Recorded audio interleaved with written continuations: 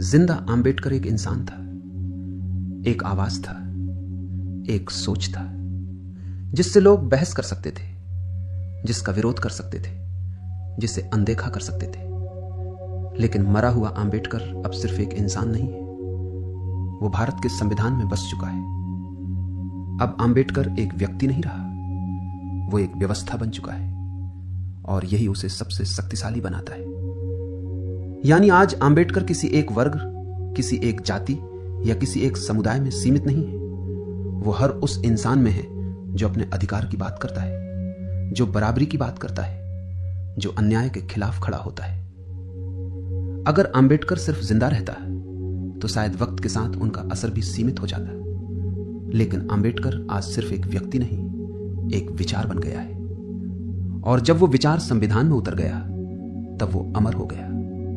अब उसे मिटाना नामुमकिन है, क्योंकि अब वो किसी किताब के पन्ने में नहीं, बल्कि भारत के लोगों के अस्तित्व का हिस्सा बन चुका है। सोचो, अगर आम्बेडकर नहीं होता तो क्या भारत सच में एक मजबूत लोकतंत्र बन पाता, या बस नाम का लोकतंत्र रह जाता? संविधान तो शायद तब भी लिखा जाता, लेकिन उसमें वो सोच, वो दूरदृष्टि और हर व्यक्ति को साथ लेकर चलने की जिद शायद उसमें नहीं होती। वो सिर्फ एक ढांचा बनकर रह जाता, जैसा कई देशों में हुआ है, जहां कागज पर अधिकार होते हैं पर जमीन पर उनकी कोई आवाज नहीं होती।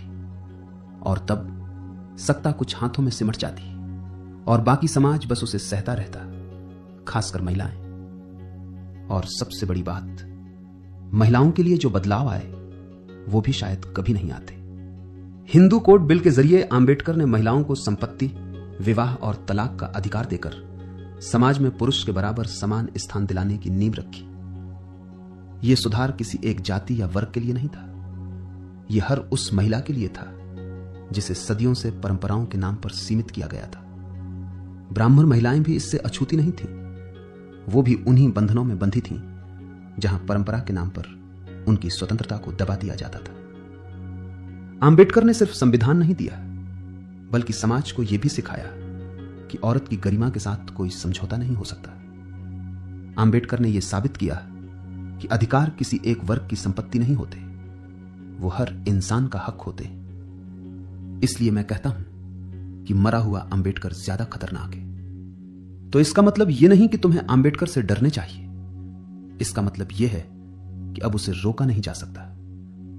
अब आम्बेडकर हर उस कानून में है जो आपको सुरक्षा देता है, हर उस अधिकार में है जो आपको आवाज देता है, और हर उस इंसान में है जो अन्याय के खिलाफ खड़ा होता है। क्योंकि अब आम्बेडकर एक नाम नहीं, एक ताकत है जो हर भारतीय के अंदर जिंदा है। आम्बेडकर अब कोई बीता हुआ इतिहास नहीं, आम्बेडकर एक अंतहीन संघर्ष और एक कभी न बुझने वाली मशाल बन चुका है।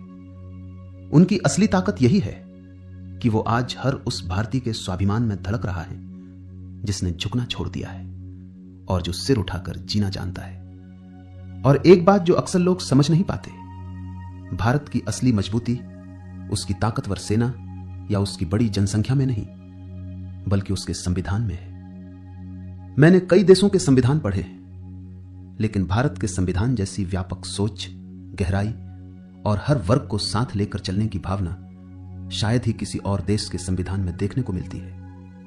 यह सिर्फ कानूनों का संग्रह नहीं है, यह एक ऐसी जीवित व्यवस्था है जो हर व्यक्ति को बराबरी, स्वतंत्रता और न्याय का भरोसा देती है। और यही वजह है कि भारत आज भी एक लोकतंत्र के रूप में खड़ा है, क्योंकि इसकी नींव सिर्फ सत्ता पर नहीं, बल्कि संविधान पर टिकी हुई है।